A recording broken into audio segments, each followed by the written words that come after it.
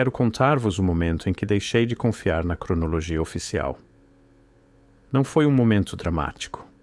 Não foi uma fotografia chocante nem um documento revelador. Foi algo muito mais silencioso. Uma tarde de terça-feira, em analisar o levantamento arquitetônico de uma estrutura europeia de meados do século XVIII, um edifício que o registro oficial descreve como um entreposto aduaneiro, quando reparei em algo. O pé direito era de 12 metros. 12 metros! Num entreposto aduaneiro, construído em teoria para carroças puxadas a cavalos e homens com livros de registro. Fiquei ali, sentado com esse pensamento durante algum tempo. Depois comecei a examinar as estruturas adjacentes no mesmo levantamento. Cais longos e paralelos, passagens cobertas, enormes pontos de amarração ao longo das paredes exteriores, representados nos desenhos arquitetônicos como argolas de atrelagem. Argolas de atrelagem para cavalos, só que não estavam ao nível do chão. Estavam à altura do telhado, 3 andares acima, voltadas para o exterior, para o céu aberto. Fechei o levantamento, abri outro, e mais outro. Quanto mais fundo ia, mais a expressão entreposto aduaneiro me começava a aparecer uma tradução de outra coisa, uma tradução deliberada, cuidadosa. E é aqui que esta investigação começa. Não com aviões, não com os irmãos Wright e Kitty Hawk, em 1903, não com os certificados oficiais, os recortes de jornais e as filmagens a preto e branco que nos mostraram desde crianças. Não. Isto começa muito antes, com estruturas que não deveriam existir, com infraestruturas demasiado deliberadas, demasiado coordenadas, demasiado dispendiosas para terem sido construídas para os fins que nos foram atribuídos. Esta é a história dos aeroportos que existiram antes de os aeroportos supostamente existirem. Fiquem comigo. Deixem-me fazer-vos uma pergunta que parece óbvia. O que é um aeroporto? Retirem as pontes de embarque, as lojas duty-free e os painéis de partidas. Tirem tudo o que é moderno. O que resta? Na sua essência, um aeroporto é um conjunto de características muito específicas. Precisa-se de uma aproximação ampla, plana e aberta, desimpedida, cuidadosamente nivelada. Precisam-se de estruturas capazes de abrigar veículos enormes do mau tempo. Precisam-se de mastros ou pontos de amarração. Precisa-se de infraestrutura de abastecimento. Precisa-se de processamento de passageiros, chegadas, partidas, espera, transferência. Precisa-se de supervisão administrativa. E é preciso que tudo isto se coordene, que comunique com outros nós numa rede. Isso é um aeroporto. É o que a função exige. Ora bem, com essa definição em mente, uma definição puramente funcional, agnóstica em relação à tecnologia, quero que olhem para uma categoria completamente diferente de estruturas. Estruturas que nos ensinaram a entender como outra coisa. Armazéns, estações agrícolas, depósitos militares, recintos de exposições, pátios de manobras ferroviárias. Porque eis o que descobri. Repetidamente, em vários continentes, ao longo de várias décadas dos séculos XVIII e XIX, existem complexos arquitetônicos que se encaixam no perfil funcional de um hub de trânsito aéreo de forma quase perfeita. Não parcialmente, não vagamente, com precisão. Uma precisão que se torna impossível de ignorar assim que se começa a tabular os dados. Deixem-me descrever como seria um hub de trânsito de meados do século XVIII, de acordo com o registro histórico oficial. Não existia. Essa é a resposta. Toda a resposta. Não havia hubs de trânsito. Havia estalagens de diligências, docas portuárias, cais fluviais, modestos, funcionais, dimensionados para corpos humanos e tração animal. É assim que 1750 aparece nos manuais. Agora, deixem-me descrever o que encontrei de facto. Na Europa Ocidental existem dezenas de grandes estruturas cobertas datadas do início e meados dos anos 1700, que partilham um conjunto peculiar de características arquitetônicas. Características sem explicação satisfatória dentro da cronologia oficial. vãos interiores longos e desimpedidos de 15 a 30 metros, tetos abobadados, pontos de ancoragem externos em altura, corredores de aproximação amplos e planos, por vezes pavimentados, por vezes com toda a obstrução natural removida por distâncias extraordinárias. Sistemas de drenagem de enorme sofisticação, canalizando a água para longe do que só pode ser descrito como superfícies de carga. Superfícies de carga. Não armazéns. As proporções estão erradas para armazéns. Num armazém, otimiza-se para armazenamento vertical empilhável. Quer-se paredes próximas, prateleiras, altura vertical. O que estas estruturas otimizam é a folga horizontal, a altura do teto e o acesso lateral. Isso não é um armazém, é um hangar. E aqui está a parte mais estranha. Muitas destas estruturas aparecem em mapas e levantamentos do período com designações notavelmente vagas. Grande depósito, pavilhão cívico, sala municipal de comércio. Descrições tão genéricas que não comunicam quase nada.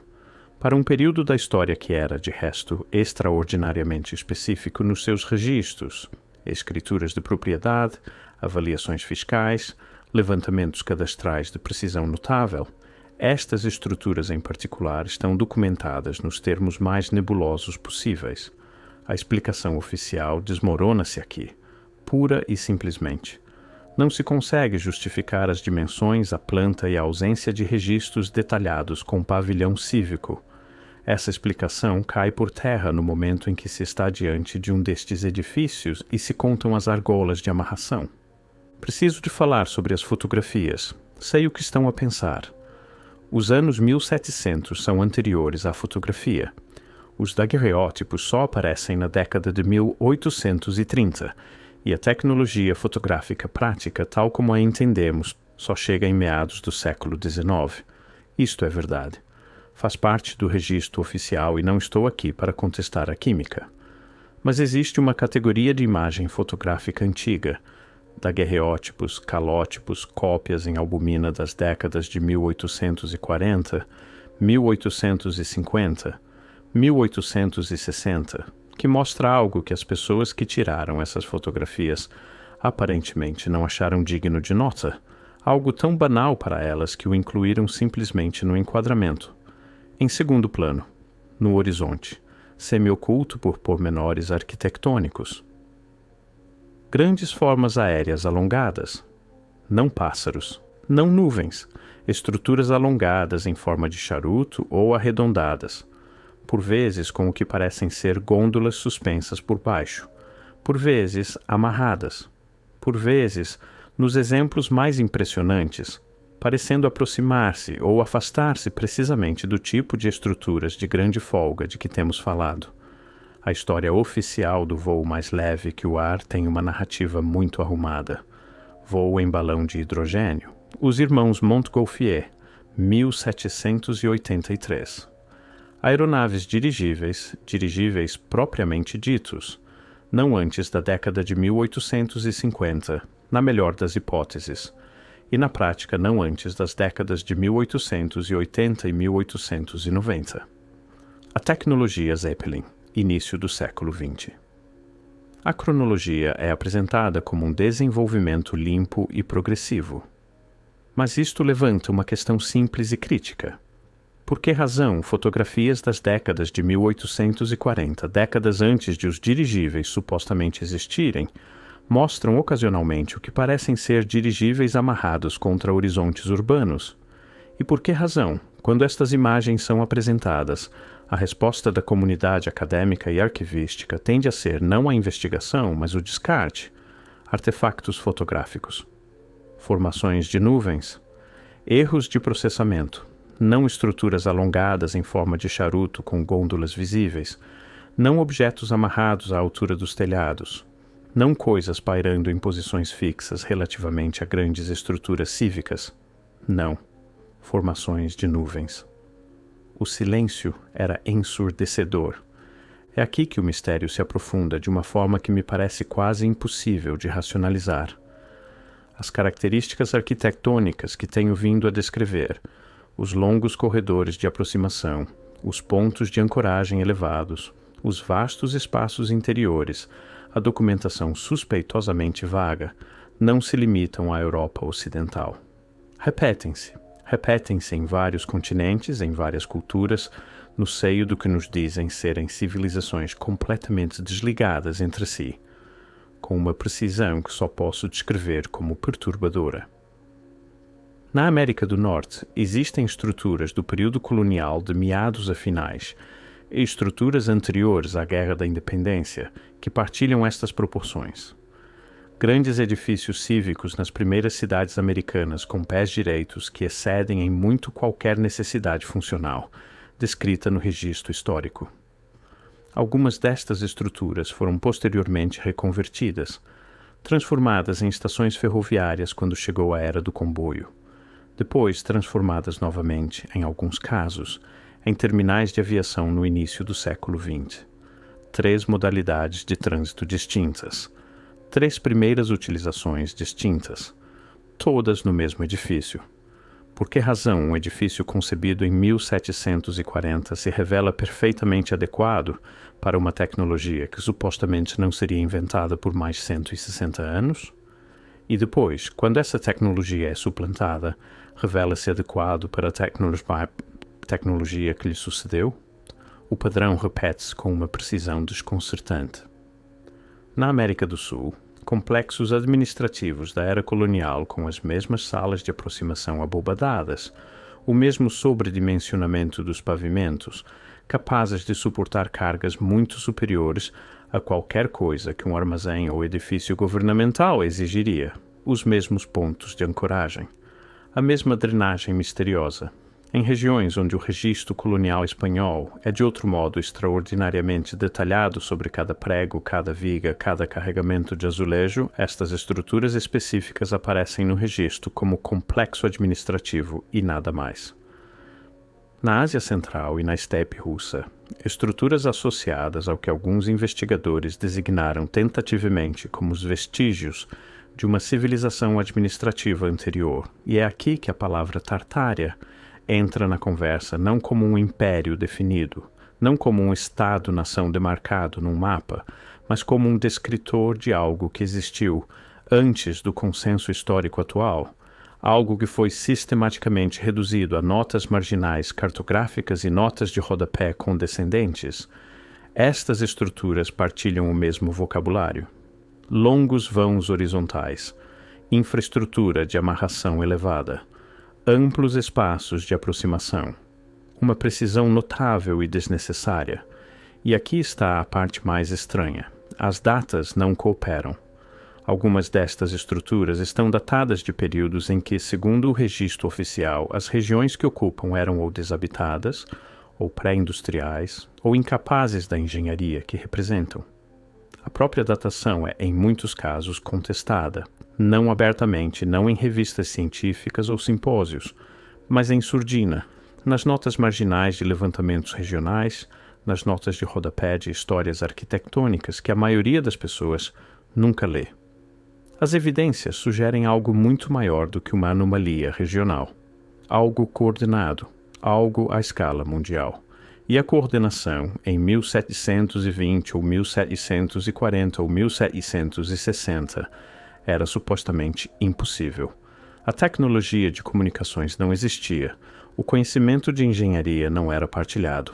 As civilizações em causa estavam, segundo o manual, isoladas umas das outras. Então, como é que se constrói o mesmo edifício em 4 continentes? Como? Quero ser preciso aqui, porque a precisão importa. Não estou a descrever um império conhecido. Não estou a traçar fronteiras num mapa. A palavra Tartária aparece na cartografia europeia desde o período medieval até o século XVIII como designação de vastos territórios mal compreendidos, a Ásia Central e Oriental, estendendo-se em alguns mapas para incluir tudo a leste de Moscovo e a norte da China. É uma palavra que funciona nesses mapas como uma confissão de ignorância. Aqui há um lugar que não entendemos completamente. Mas ignorância não é o mesmo que vazio. O que me interessa não é a Tartária como entidade política. O que me interessa é a possibilidade, e estou a colocar isto como uma pergunta, não como uma afirmação, a possibilidade de que os territórios designados como Tartária nos mapas europeus dos séculos XVII e XVIII contivessem os vestígios de uma civilização sofisticada, uma que tinha desenvolvido ou herdado tecnologia de trânsito aéreo, uma que tinha construído infraestruturas para suportar essa tecnologia, e uma que, por razões que não conseguimos reconstruir completamente, deixou de existir de forma reconhecível antes de o registro histórico moderno se solidificar. Antes de terem sido escritos os registros que hoje tratamos como fontes primárias. E é aí que a arquitetura se torna impossível de ignorar, porque quando os exploradores e administradores europeus atravessaram a Ásia Central no século XVIII e XIX, quando as grandes expedições de levantamento avançaram pelos territórios que tinham sido rotulados de Tartária, encontraram coisas. Grandes estruturas em ruínas, edifícios de precisão invulgar, fundações que pareciam ser anteriores às civilizações que então ocupavam o território. E nos registros oficiais dessas expedições, essas descobertas estão documentadas e depois postas de lado, classificadas como ruínas de origem desconhecida, atribuídas a vários povos antigos de formas que não satisfazem ninguém que analise de perto a engenharia. Origem desconhecida. Essa expressão faz muito trabalho em muitos documentos. Quanto mais fundo mergulhei nos registros de expedições pela Ásia Central, pelo interior russo, pelos territórios que aparecem nesses velhos mapas como Tartária, mais essa expressão aparecia. Origem desconhecida, função desconhecida, data desconhecida, uma vez que se vê já não se consegue deixar de ver. O padrão de vagueza deliberada, a recusa consistente em integrar as evidências anômalas na narrativa oficial, a aplicação repetida de linguagem vaga a coisas específicas. Eis o que me faz continuar a regressar a esta questão. A tecnologia desaparece, não lentamente, não de forma gradual, não se esvai como as tecnologias normalmente se esvanecem, deixando rastros, deixando formas de transição, deixando a arqueologia da substituição. Desaparece com uma completude que é em si mesma anômala. Se existiu infraestrutura de trânsito baseada em dirigíveis no início do século XVIII, e estou a dizer-se, e estou a pedir-vos que segurem esse-se comigo, o que esperaríamos encontrar no registro histórico? Esperaríamos documentos de transição, notas de engenharia, o tipo de conhecimento acumulado e iterativo que toda a tecnologia deixa para trás. Esperaríamos variações regionais, o mesmo conceito básico adaptado para climas diferentes, materiais diferentes, contextos culturais diferentes. Esperaríamos falhas, acidentes, registros legais de responsabilidade e perdas, documentos de seguro, os resíduos burocráticos de uma tecnologia em uso ativo. O que encontramos em vez disso é silêncio. E quando esse silêncio termina em meados do século XIX, o que emerge é descrito como algo inteiramente novo. O balão, o dirigível, todos apresentados como invenções, como a origem de conceitos que nunca tinham existido anteriormente. Mas e se não fossem invenções? E se fossem recuperações? E se os engenheiros e cientistas do século XIX que inventaram o voo mais leve que o ar não estivessem a originar ideias, mas a redescobri-las?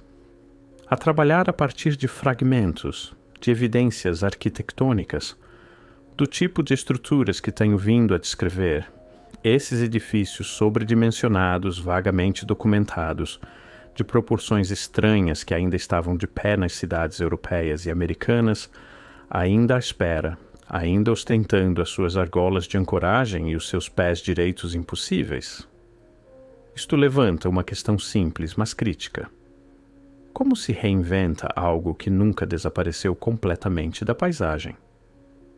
Como se origina um conceito quando a infraestrutura para esse conceito ainda está fisicamente presente nas cidades que se habitam? A explicação oficial desmorona-se aqui, pura e simplesmente. Quero falar sobre o que acontece a estas estruturas ao longo do tempo. O padrão, uma vez identificado, é suficientemente consistente para constituir o seu próprio argumento. Fase 1. A estrutura existe. É grande, precisa, sobredimensionada para qualquer finalidade declarada. Aparecem levantamentos e mapas com designações genéricas. Funciona de alguma forma que o registro oficial não especifica claramente. Fase 2. Chega uma nova tecnologia de trânsito, o caminho de ferro, depois o automóvel incipiente, depois a aviação. E a estrutura é reconvertida, não demolida, não reconstruída, reconvertida. Alterações menores, sinalização diferente, nova função, ossos velhos. A arquitetura original, esses longos espaços livres, essas argolas de ancoragem, esses corredores de aproximação, permanece em grande parte intacta porque resulta ser perfeitamente adequada para o novo uso também. Fase 3. A história da estrutura é reescrita para trás. O edifício reconvertido é descrito como tendo sido construído para a sua nova função, ou a sua função original é descrita em termos compatíveis com a tecnologia atual. Obviamente, isto era um precursor da estação ferroviária em que se viria a tornar. Os corredores amplos foram concebidos para o volume do comércio cívico. A anomalia original é absorvida numa nova narrativa. Fase 4. A documentação original, os registros específicos que poderiam ter descrito a verdadeira primeira função da estrutura, está perdida, classificada ou nunca mais consultada. O arquivo fecha-se em torno da explicação confortável como a água se fecha em torno de uma pedra. Não é uma conspiração no sentido tradicional. Não estou a descrever uma sala cheia de pessoas que decidem mentir.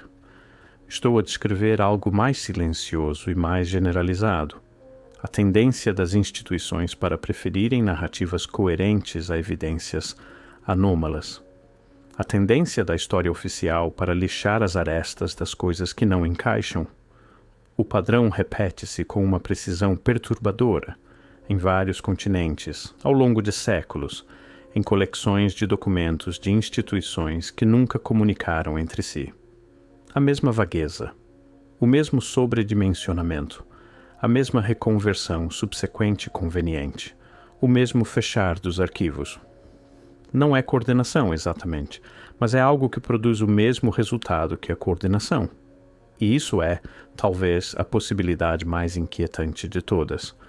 Deixem-me regressar às fotografias. Existe uma categoria de imagem fotográfica antiga, e passei tempo considerável em arquivos digitalizados a rastrear estas imagens, em que o objeto em segundo plano, a forma aérea anômala, aparecem imagens associadas a estruturas conhecidas de grande pé direito. Imagens tiradas de pontos de vista que sugerem que o fotógrafo estava a documentar o edifício, não o céu. E, no entanto, ali está, no céu, ou acima da linha dos telhados ou contra o horizonte distante, a forma, alongada, deliberada, demasiado consistente em forma ao longo de imagens diferentes, fotógrafos diferentes, cidades e décadas diferentes para ser um artefacto de processamento. Há imagens das décadas de 1850 e 1860, os primeiros dias da fotografia urbana na Europa e na América do Norte, onde estas formas aparecem acima de estruturas que nas décadas seguintes foram oficialmente redesignadas como hubs de trânsito quando chegou a tecnologia ferroviária. Os mesmos edifícios, os mesmos horizontes, a forma aérea presente na imagem mais antiga, ausente nas mais recentes à medida que o século XX se aproximava e a tecnologia das imagens se tornava mais fiável, os arquivos mais cuidadosamente selecionados. Por que razão um artefacto de processamento de imagem apareceria consistentemente acima de uma categoria específica de edifício? Por que razão as formações de nuvens se agrupariam sobre estruturas com argolas de ancoragem à altura do telhado? Por que razão as anomalias, sejam elas o que forem, aparecem nas primeiras fotografias e depois desaparecem sistematicamente do registro à medida que a tecnologia fotográfica melhora e as práticas arquivísticas se tornam mais rigorosas? As evidências sugerem algo muito maior do que coincidência. Não vos estou a dizer o que acreditar. Estou a mostrar-vos o que encontrei. Estou a fazer as perguntas que me foi impossível parar de fazer uma vez que as comecei. Eis a questão a que continuo a regressar. Se alguma parte disto for verdade, se essas estruturas foram construídas para trânsito aéreo, se a tecnologia existiu mais cedo do que nos dizem, se as fotografias capturam algo real, então quem as construiu? E quero permanecer nessa pergunta em vez de a responder. Porque no momento em que se responde, no momento em que se nomeia uma civilização ou um grupo ou um poder, passa-se do mistério para a mitologia. E não me interessa a mitologia. Interessa-me a evidência. O que posso dizer é o seguinte: as estruturas existem, estão fisicamente presentes, muitas delas ainda de pé, ainda ostentando as suas características anômalas, ainda documentadas em levantamentos que se podem aceder se se souber onde procurar. As fotografias antigas existem, as designações vagas no registro oficial existem, o padrão de reconversão existe. Algo construiu essas estruturas. Algo as utilizou. Algo, e é esta a palavra a que continuo a regressar, algo se perdeu. Não foi extraviado. Não foi esquecido da forma como as coisas pequenas se esquecem. Perdeu-se de uma forma que exige uma perda ativa. O tipo de perda que deixa para trás apenas a evidência física, despojada do seu contexto, reidentificada, absorvida numa história diferente. O tipo de perda que, vista à distância, pode ter sido intencional. Comecei esta investigação com uma altura de teto, 12 metros no entreposto aduaneiro. Termino com uma pergunta mais simples. O que estava no céu? Não o que nos dizem que estava no céu. Não o inventário oficial dos objetos aéreos do século XVIII, que é, por definição, quase vazio. Mas o que estava lá de facto? Para que esperavam aquelas argolas de ancoragem? Para onde conduziam aqueles corredores de aproximação? O que viram as pessoas que construíram essas estruturas, as que as encomendaram, as financiaram, as mantiveram, as operaram? O que viram quando olharam para cima? Uma vez que se vê o padrão, já não se consegue deixar de o ver. Os longos espaços livres, os pontos de ancoragem, a documentação vaga, as fotografias com os seus fundos inexplicáveis, as estruturas que continuam a ser reconvertidas na perfeição para cada nova tecnologia de trânsito que chega, os arquivos que se fecham, os registros que se adelgaçam. A palavra desconhecido a aparecer repetidamente em documentos de expedição em expedição, de continente em continente, de século em século, origem desconhecida, função desconhecida, data desconhecida. O silêncio era ensurdecedor, e o céu estava cheio de qualquer coisa. Quanto mais fundo se vai, mais a explicação oficial se desfaz. Não aqui, não ali, mas em todo o lado, de uma vez, em 4 continentes e 3 séculos de documentação vaga e arquitetura sobredimensionada e fotografias que não pertencem à sua própria época. Isto levanta uma questão simples, mas crítica. O que sabemos de facto sobre o céu acima de 1740? Sobre 1720? Sobre 1690? E talvez mais importante ainda, sobre o que é que concordamos colectivamente e em surdina, não perguntar. Os edifícios ainda estão lá, as argolas de ancoragem ainda estão lá, o céu continua aberto. E algures entre o que nos disseram e o que as evidências mostram, há uma lacuna suficientemente grande para caber um mundo inteiro de trânsito perdido, uma civilização inteira de partidas e chegadas, de amarração e largada. Do que quer que fosse que se elevava para aquele céu pré-moderno e cruzava as distâncias que nos disseram que não podiam ser cruzadas, até que alguém construiu um aeroporto para o receber.